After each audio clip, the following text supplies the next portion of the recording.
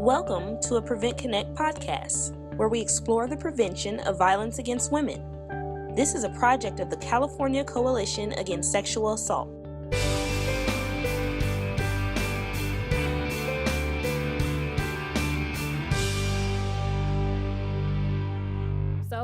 Hi. My name is Nwando Ofokansi, and I am a program coordinator at the Katie Brown Educational Program, which is a nonprofit relationship violence prevention program up in Fall River, Massachusetts. So we work throughout the Massachusetts, southeastern Massachusetts region and all of the state of Rhode Island as well. We're a primary prevention program. We teach students, mostly grades 5 through 12, about healthy relationships. We also have a program called RSVP, which stands for Relationship and Sexual Violence Prevention Program, that targets college communities, so college students, faculty, administrators, that kind of thing. Today's workshop is UNRAPABLE, Racism, Hypersexualization, and Sexual Assault in Black Communities. So we're going to focus all of our discussion today specifically on Black communities within the United States. So, as this connects to sexual violence, you all have a handout about sexual violence in Black communities. I'm sure I'm preaching to the choir with this one, so I'm going to just go over a few of these statistics about sexual violence within Black communities. About 22% of Black women experience rape in their lifetime. That's approximately 1 in 5 Black women who will experience rape over the course of her life. Approximately 40% of Black women have reported coercive sexual contact before reaching the age of 18. Black women experience intimate partner violence, which we know is deeply connected to sexual violence, at a rate that is 35% higher than white women, and 22 times the rate of other races, women of other races. Black men experience intimate partner violence at a rate that's about 62% higher than that of white males, and 2.5 times the rate of men of other races. Another consequence of the way that we perceive sexual violence within Black communities is that we have normalized it. So the next slide is a post that I saw on Facebook. It had gone viral. I actually saw it reposted on Twitter as well. And it's quite long, but I thought it was a good one. So she's responding to the idea of don't be offended if somebody calls you the B word or if somebody calls you a hoe. So she says, quote, well, if you aren't a B word or a hoe, then you shouldn't be offended. Don't act like one, and it won't be a problem. And in response, this woman says, the truth is that in 1994, the only thing I could do to avoid being called a B word or a hoe by African-American boys and young men was never leave my house. I was a 14-year-old virgin, and if I didn't want to give someone my number or objected to them grabbing my butt as I walked past, I was stank, sedity, stuck up, you think you're better than me, I was a B word. It never had a thing to do with how I carried myself because the problem was never me. The problem was boys being raised to think I existed only to present my orifices to them for various acts of assisted masturbation.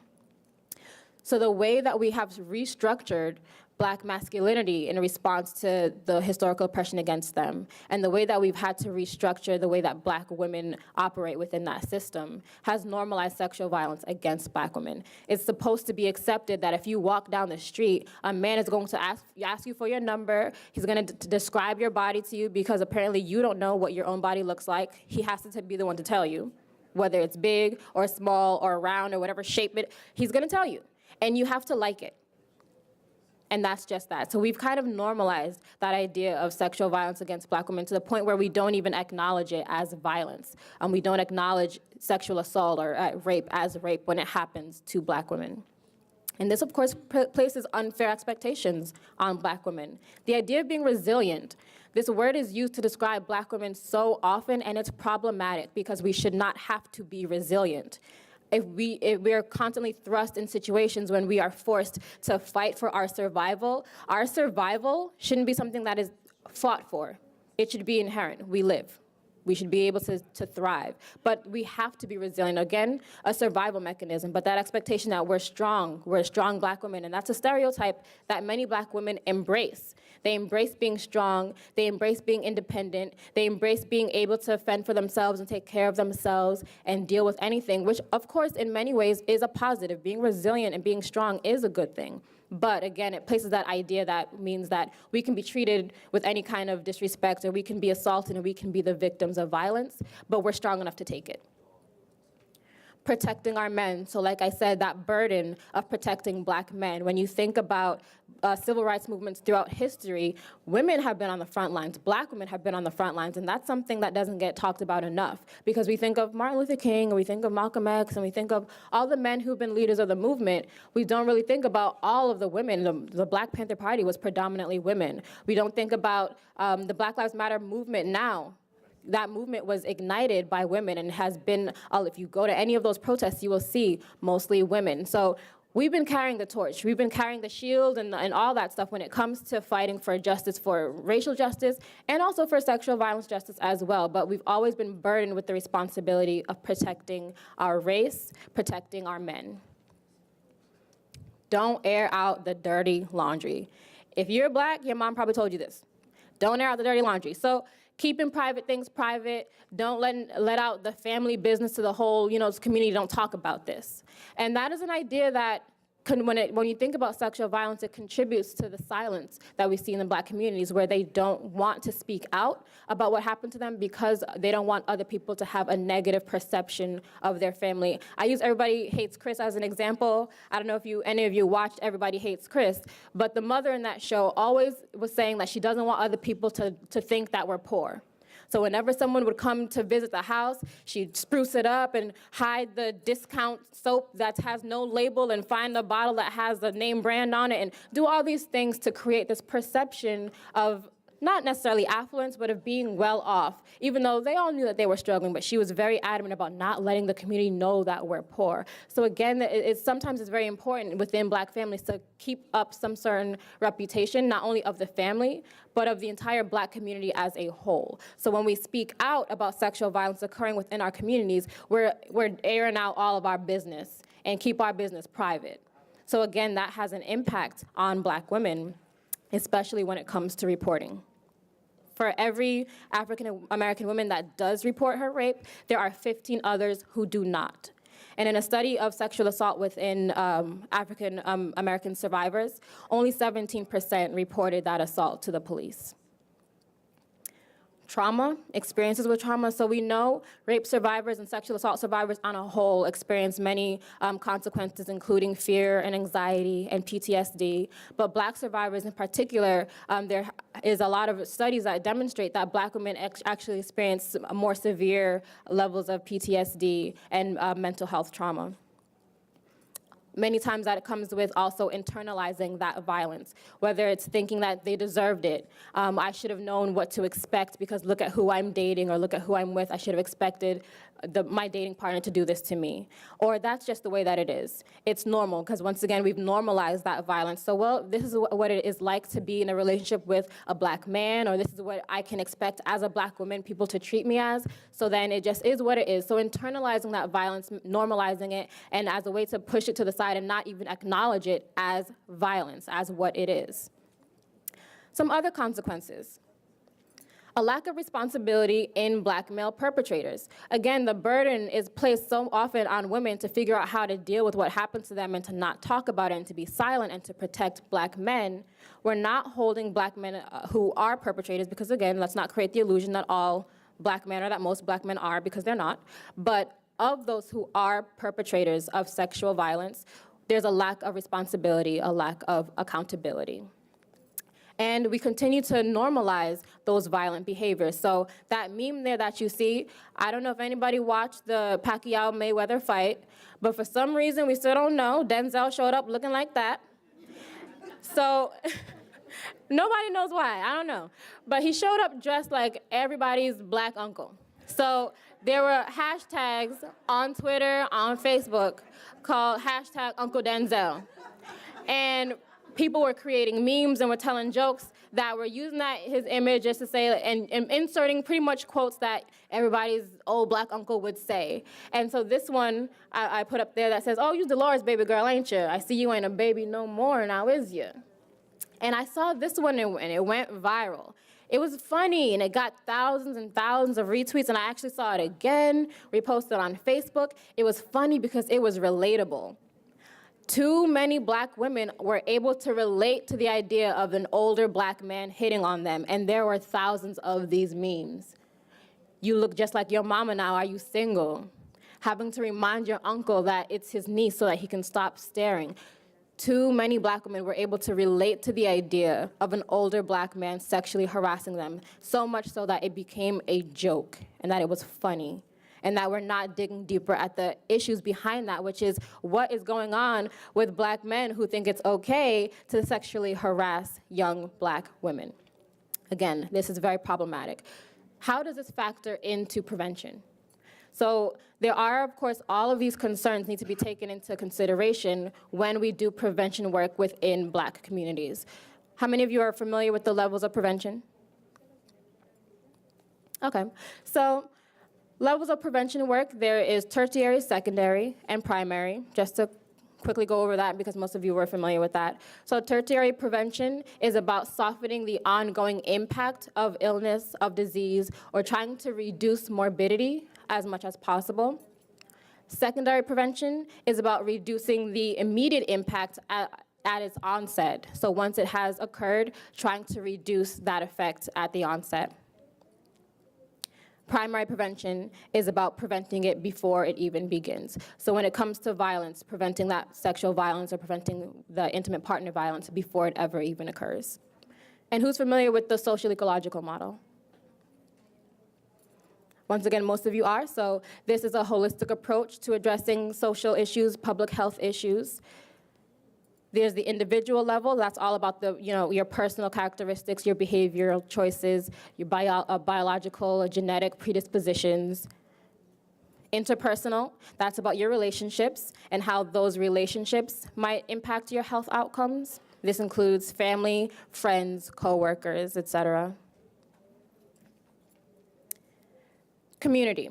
So these are your larger networks in which these relationships may occur. So that includes your school, your place of work, local organizations, and society. The large-scale structures and institutions that can impact health outcomes, laws, policies, the economy, the media, cultural and social norms. So all of these need to be factored in and need to be taken into consideration, specifically when addressing Black audiences, Black communities, Black clients. So what I want you to do is we're going to do a brief activity. Just in the interest of time, we're going to keep it kind of short. I want you to brainstorm ways that you can prevent sexual violence within Black communities at the specific level of prevention that I will assign you. So I'll give you a worksheet that has a level of this social ecological model, and I want you to try to brainstorm different methods of prevention at the 3 different levels, primary, secondary, and tertiary. So if you can come up with 3 ways to prevent, primary, secondary, tertiary, at the assigned level of the social ecological model that you will get. You'll get a worksheet that will have which model you're assigned to, and I'll put you in a group. You can work with the people in your row. Coming around that has a few recommendations for best practices when it comes to doing prevention work within Black communities. At the heart of it, everything that you do needs to be culturally relevant. It needs to be tailored to the specific audience, to the client, to the community that you are working with. So at an individual levels, there needs to be service providers who are aware of their own biases. Now, we've seen a lot of Black women who access services post-traumatic experience, post-sexual assault, but not continue with those services because they had some sort of experience that made them want to turn away from it. So that means that our service providers need to make sure that we are doing a better job of putting aside our own biases and treating each and every one of our clients as an individual, understanding their stories, understanding that every decision that a client will make, it was the best decision that they could make within that time, within that context, within that moment or that experience. And sometimes that often does get overlooked when it's tailored to Black experiences. Educational workshops, teaching healthy relationship skills. So having those workshops for young people, it's never too early to teach young members of our community, specifically within Black communities, about what a healthy relationship is supposed to look like. Programs that build self-esteem for Black young women and girls. Again, that idea that internalizing that violence and normalizing it, feeling as though that she might deserve to be treated that way. Young Black girls need to know that they own their bodies. Young Black women need to know that they can have and deserve to have a relationship where they are treated with respect. Interpersonal levels, mentoring opportunities, mentoring for Black youth, encouraging parents to model and demonstrate healthy behaviors to their families, reframing the idea of what it means to protect the family. Again, oftentimes there's that idea that protecting the family means being silent about the violence that might happen within it, but in reality, protecting the issue with the family was not you reporting or telling someone about the violence. The issue was the violence that took place. So we need to reframe the idea of what it means to destroy the Black family. And then trainings, peer mentoring for adults in relationships. At a community level, we need to make sure that our services are accessible to them. That means physically, where is it located? So I like that idea of the barbershop workshops, the bartenders, the salons, meeting the people where they are, bringing it to them, or making sure that it's accessible to their transportation methods. Making sure that it's accessible linguistically. What languages do you offer your services in? Are there interpreters? Are there translators? Are there people who can actually speak and communicate effectively with your clients? School classes, structuring these into health classes in school, these workshops, these training opportunities, training teachers as well. More job opportunities. We know that there's a link between lack of employment opportunities when we talked about that a little bit with the racism and how that plays into sexual violence. Increasing job opportunities for Black men and for Black communities. Creating clear workplace expectations, creating clear community expectations that this is what we value as a community here. Have those billboards up, those signs, those posters on the big old bus stops, not just advertisements for random products, but a poster that shows here in our community, in our neighborhood, we promote healthy relationships so that, again, a community is being constantly bombarded by messages of what a healthy relationship should look like, and creating that idea that this is not the norm here. We don't condone or support or remain silent about anything less than respect and consent and the way that we're supposed to behave in a healthy relationship. On a social level, as you mentioned, changing laws, policies, reforming laws governing Black women's bodies. So again, as we talked about with not just necessarily forced sterilization, but coerced sterilization, and we talked about all those different kinds of racism as they affect Black women, but it's, of course, it's time for that reform. So making sure that we're reforming some of those laws as they pertain to us and governing our bodies. Sexual assault legislation, of course, and then having a more diverse and nuanced representation in the media. So those are some things that many different levels, whichever level it is that you tend to work in, we need to make sure that that work is being done and that it is relevant to Black cultures. One other thing that I want to say that's important, especially speaking to this room, there are probably some researchers and epidemiologists in here. When we do our research and when we do collect data, it's very important that we operationalize our variables. And what I mean by that is clarify what you are measuring. When you say Black, what do you mean when you say Black? And this is actually, ironically, a conversation that I was having a little bit earlier with him. But the word Black means different things to different people. Many people use that word interchangeably with African American. They are not the same thing. So if there's a survey and I'm asked to check off my race and the options say white, Latino, African American, Asian, Pacific Islander, I have nothing to check. I am not African American. I am Nigerian. So I'm Black, but I am not African American. So again, you need to make sure that who are you intending to include when you use the word Black? That has a serious impact when we collect data, because now sometimes we don't know whether this data is specific to African American women. Are people like me included in this data? Or is it all of us? Who are we talking about? So it's very important that we're clear with what we mean when we use the word Black and what we mean when we use the word African American, so that people understand who's included in that and recognize that Blackness does include immigrant Black, so like my family. Blackness does include people who don't speak English, like my family. So again, being mindful of what Black means and what you intend to find when you're researching depends on how you define that variable. So that's something that's very important to keep in mind. Shameless plug. Other workshops that, that we do offer at my program, the Katie Brown Educational Program. So if you are interested in having more workshops or in connecting with me, please don't be shy about coming up to me to do that. I will also put up my social media, but at this time, I know we have a few minutes left. If anybody has any questions or comments that they would like to ask or share, this would be the time for that. All right, so if nobody has a question or comment, we can wrap things up right now. Please stay connected with us. So we are the Katie Brown Educational Program. Up here, I do have some handouts with a little bit more information on what our program does and what other workshops we have to offer. We do professional development as well. So please come up, don't be shy and talk to me. I also have business cards up here. And follow us on our social media. Thank you. Thank you for listening to this Prevent Connect podcast. Prevent Connect is a project of the California Coalition Against Sexual Assault, with funding from the Centers for Disease Control and Prevention. The views presented on Prevent Connect are not necessarily the views of the United States government, the CDC, or CalCASA. To learn more about Prevent Connect, visit www.preventconnect.org. For more information about CalCASA's mission, or to show your support, visit calcasa.org. That's CalCasa.org.